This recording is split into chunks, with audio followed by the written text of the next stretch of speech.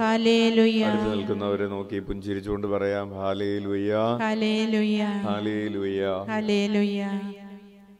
പ്രിയപ്പെട്ടവരെ, ഇന്നത്തെ ചോദ്യം, നിന്റെ ഉള്ളിൽ, നിന്റെ ഉദരത്തിൽ വളരുന്നത് കളയാണോ വിളയാണോ? അതാണ് ചോദ്യം.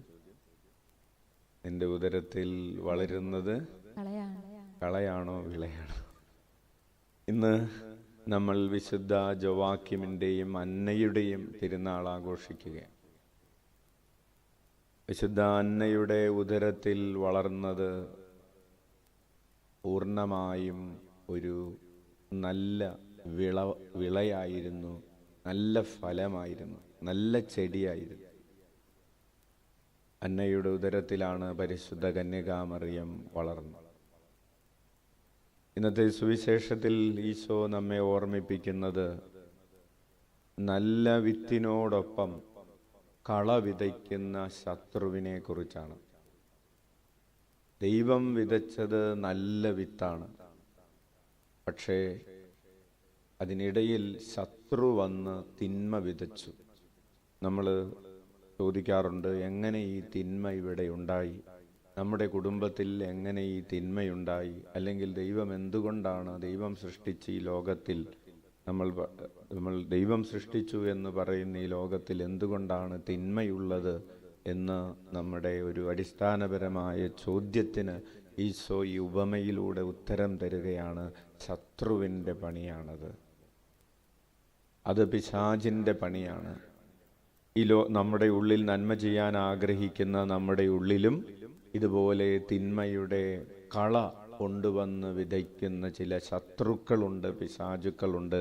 അപ്പോൾ ഒന്നാമത്തെ ചിന്ത ഇതാണ്, അപ്രകാരം തിന്മ വിതയ്ക്കുന്ന ശത്രുവിനെ കുറിച്ച് നമ്മൾ ജാഗ്രതയുള്ളവരായിരിക്കണം. രണ്ടാമതായി, ഇത് പറിച്ചു കളയുന്നതിനെ കുറിച്ചാണ്. തിന്മ പ്രവർത്തിക്കുന്നവരെ പെട്ടെന്ന് തന്നെ നശിപ്പിച്ച് കളയാൻ, ഇപ്പോൾ തന്നെ തീർത്ത് കളയാനുള്ള, അവൻ ഇന്ന് തന്നെ ശരിയാക്കിയിട്ട് കാര്യം എന്നൊക്കെയുള്ള നമ്മുടെ മനോഭാവങ്ങളുണ്ട്. അപ്പോൾ കർത്താവ് പറയാണ്, വെയിറ്റ്, കൊയ്ത്തുകാലം വരട്ടെ. എന്താണ് കൊയ്ത്തുകാലം? അത് അന്ത്യവിധിയുമായി ബന്ധപ്പെട്ട ഒരു പരാമർശമാണ്, ഒരു വാക്കാണ്. കർത്താവിൻ്റെ സമയം, ഇത്രയും നമ്മൾ മനസ്സിലാക്കിയാൽ മതി. ഈ കൊയ്ത്തുകാലം എന്ന് പറഞ്ഞാൽ കർത്താവിൻ്റെ ദിനം എന്ന് നമ്മൾ ബൈബിൾ വായിക്കുന്ന ഒരു പദമുണ്ട്, കർത്താവിൻ്റെ ദിനം. കർത്താവ് തിന്മയെ കർത്താവിൻ്റെ രീതിയിൽ, കർത്താവിൻ്റെ സമയത്ത് ഉന്മൂലനം ചെയ്തുകൊള്ളും.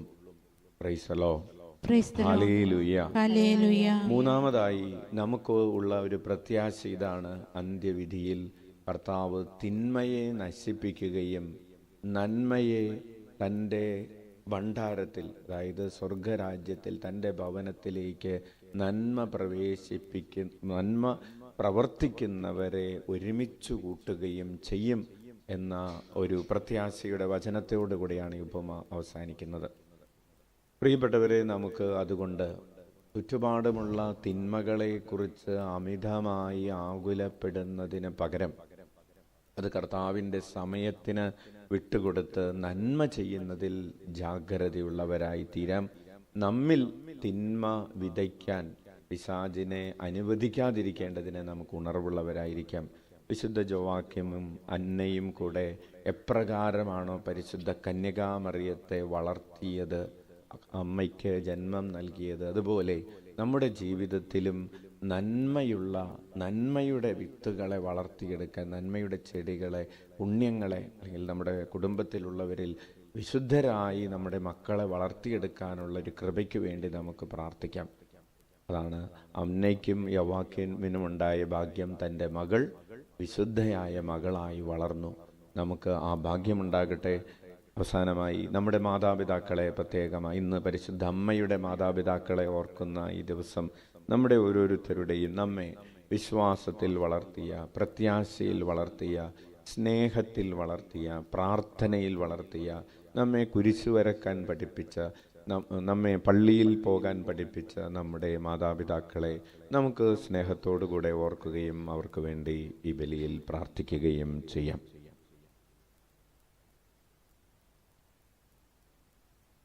നമ്മുടെ അനുദിന ജീവിതത്തിൽ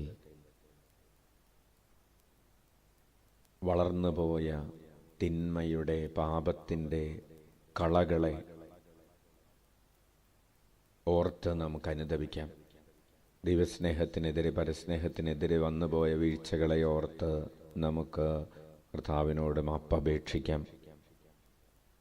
നന്മയെ പരിപാലിക്കേണ്ടതിന് പകരം തിന്മയെ പരിപാലിച്ചതിനെ ഓർത്ത് നമുക്ക് ക്ഷമ ചോദിക്കാം. കരങ്ങൾ ഉയർത്തി 21 പ്രാവശ്യം യേശുനാമം വിളിച്ച് നമ്മുടെ പാപങ്ങൾക്ക് പരിഹാരം ചെയ്യാം. ഈശോയേ ഈശോയേ ഈശോയേ ഈശോയേ ഈശോയേ ഈശോയേ ഈശോയേ